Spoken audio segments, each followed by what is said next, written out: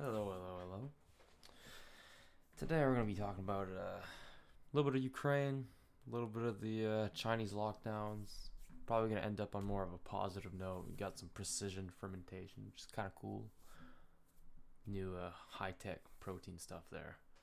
Now I'm going to probably top it off with some November and October environment stories, some good ones, some positive ones.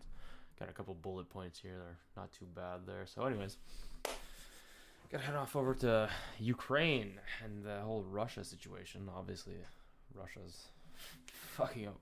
Well, they're not really fucking them up. Honestly, Ukraine's putting up a really good fight. They're fighting them off, but Russia keeps bombing their like electricity grid, so that's really fucking annoying. I'm not gonna lie. Um, like 30% of Ukraine is still out. It fucking sucks. Russia striked them like last Wednesday. It's pretty bad. It's like millions lost power, water, whatever.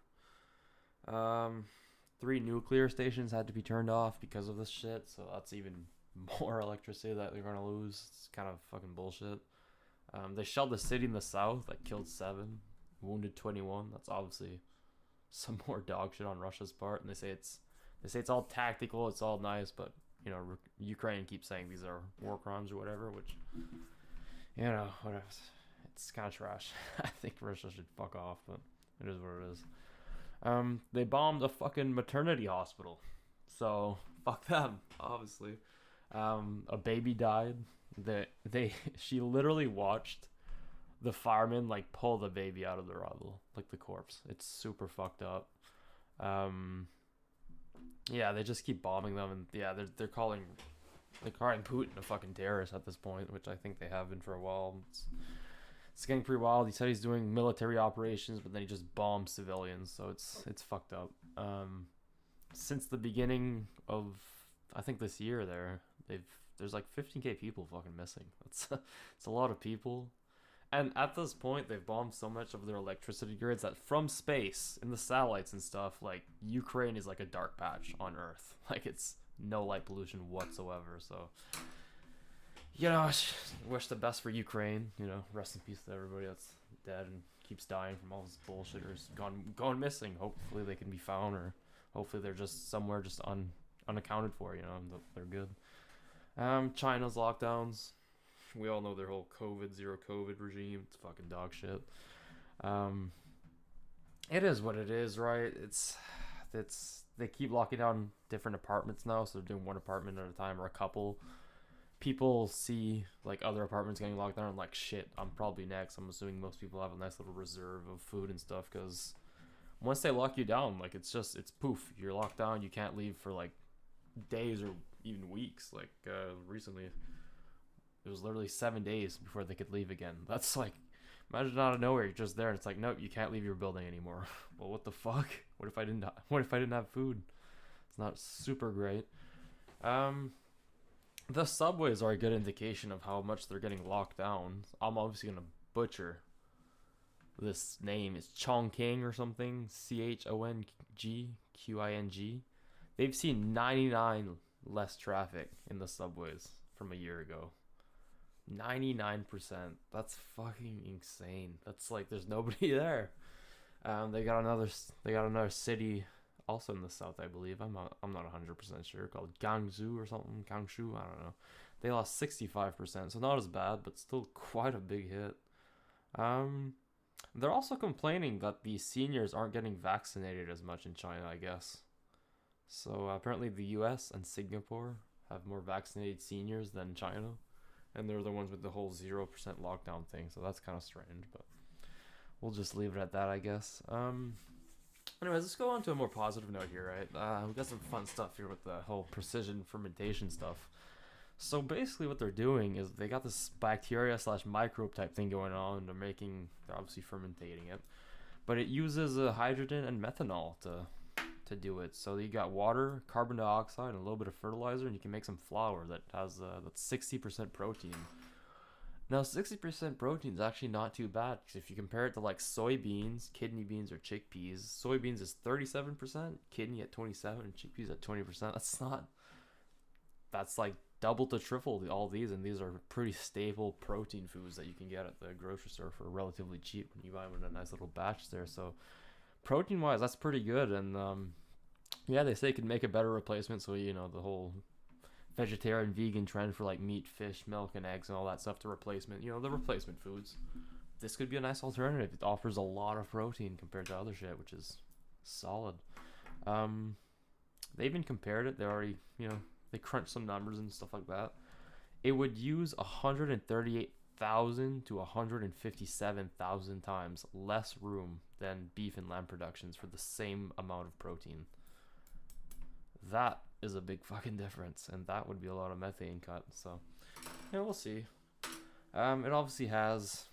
It costs less water, less greenhouse gases, a lot less waste because it's a lot more contained of an operation. It's also pretty useful for countries with like poor soils, like in Africa, desert and stuff like that. Because really, if you can get water and sun, you're pretty much all the way. You're already there, So you can offer up another food source in places that really have a hard time growing it or fabricating it themselves, and maybe don't get it delivered quite as frequently as they would probably hope. But there are some main objections. Obviously, the first one, gross. It's bacteria, but I mean, cheese, yogurt. We've been down this road already, so it's not that much of an issue.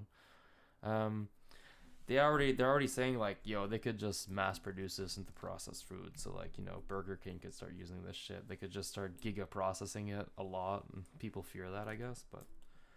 That's like any food, man. We process everything. Like, what the fuck is blue raspberry? You know what I'm saying? Yeah, they were talking about people are afraid of new things and stuff. How like some people still don't have a microwave, I guess, because they're scared it's bad for their health when it's really not. But yet, like a furnace or whatever is actually worse for your health to have in the house when people think it's super safe. But it's a little bit more dangerous. But I'm not gonna get into that. It's not that much of a big deal.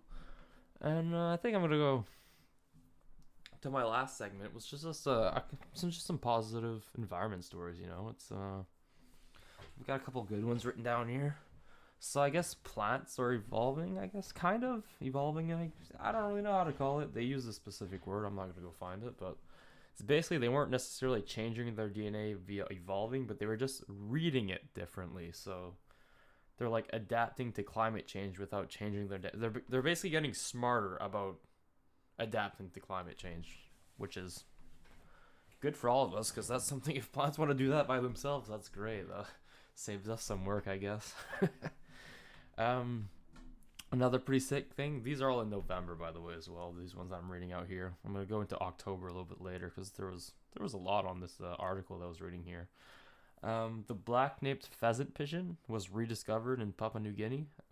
It was considered extinct, and they found some more, so it's no longer extinct. So that's pretty sick. The U.S. is billing for coral reefs in Hawaii. So every time a hurricane hits, they have like an insurance policy now that they give out some money to repair it, which I think is pretty nice because coral reefs are pretty useful for protecting the coast and marine life underwater. So when it gets destroyed by hurricanes, it's not that great. So putting some money there is kind of nice, and especially on the coast. They could probably do it on the other coasts as well. But yeah, 2 million until 2023. So just 2 months, they've got 2 mil, so $1 million a month for hurricanes. So that's pretty nice. They literally said like the bigger the wind, like the bigger the payout. You know what I'm saying? So they've got people that already did that. Mexico does that, I guess. Belize, Guatemala, and Honduras. They all have this sort of insurance system for coral reefs, and it's all been working pretty well for them. So hope for the best, right? 119 countries pledged to cut methane emissions by 30% for the end of the decade. That's good. That's good for everybody. I like that. The UN satellite sees methane leaks and stuff, which is pretty cool. It's a lot easier to keep track, and they share their information, I guess, more publicly now, so that's pretty sick. I don't know how. This is some sort of new research that just came out and said that they could use egg whites to filter seawater. Don't ask me the process. I don't know. It could remove 98% of salt and 99% of microplastics using egg whites. Don't know how it works, but it's a new study, I guess, so it's pretty sick. The U.S. gave $15 million to Egypt for coral reefs in the Red Sea Peninsula, which I think is a nice little thing. Again, I really like coral reefs. They're really useful for marine life and stuff like that. So keeping them around is pretty ideal, and it's good for the environment. The UN is just released a deal or a contract, or I don't really know what it's called, but they put $3.1 billion into a like disaster warning system. So it's worldwide.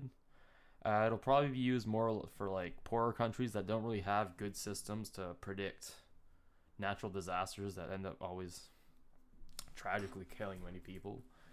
And right now, like poorer countries, third world countries, when they get hit from natural disasters, they have like an 8 times higher death rate than I guess first world countries, because they just don't have that technology to predict and avoid. And I'm assuming also like help the ones in need and get people out. I'm assuming that's probably also an issue, but they're getting warning systems for all these places, which is a very nice thing for the Earth as a whole. Moving on to October here. So I guess 100, like earlier I said, 119 countries pledged to cut methane emissions by 30%. In October, Norway said, "Nah, we're gonna do 55% by 2030." So they upped the ante, and fuck it, go ahead, Norway, strut your shit. Like that's very good for everyone. China's building the largest wind farm that can power 13 million homes, so that's pretty cool. Renewable energy, it's always nice. I'm not a huge fan of wind farms because it scares the birds and stuff, and I like birds, but if you get in high places, whatever, it's still helpful. Like solar panel is just better, but hey, if you got a lot of wind, why not? What else we got down here? Seaweed biopolymer. So they're thinking they can make like stuff for fast food wraps, like hold your burgers, hold your wraps, whatever, hold your breakfast sandwiches, just the wrap stuff with seaweed, which seaweed we have a very big abundance of it. It's recyclable like paper, and yeah, it could handle all kinds of greasy food, so that's pretty sick. UK had its first wild baby bison, just naturally occurring wild baby bison spawned in like over 1,000 years, I guess. Seems kind of weird. I guess bison have really been like herded since then, but whatever. France has a nice little trend coming about where they're discussing farming and solar power at the same time, trying to use the same land without interfering with each other to be more productive, more efficient. It's called agrivoltaics. Voltaics? I don't know. I think agrivoltaic sounds better, but I don't know how to pronounce it. That's fine. Moving on. But it's solar power and farming. Not too bad. Greece, for 5 hours, had all of their electricity from renewable energy. They did a record amount of 3,106 megawatts per hour, and they charge 100% of Greece for 5 hours with renewable energy. So that's really good. Never happened before. First time for them. Super proud of them. Fantastic. And then we got renewables have saved 230 million tons of CO2 emissions in 2022 so far. So that's just a nice little recap of renewable energies striking their stuff. And yeah, that's it. And I'll see you in the next one, and peace out.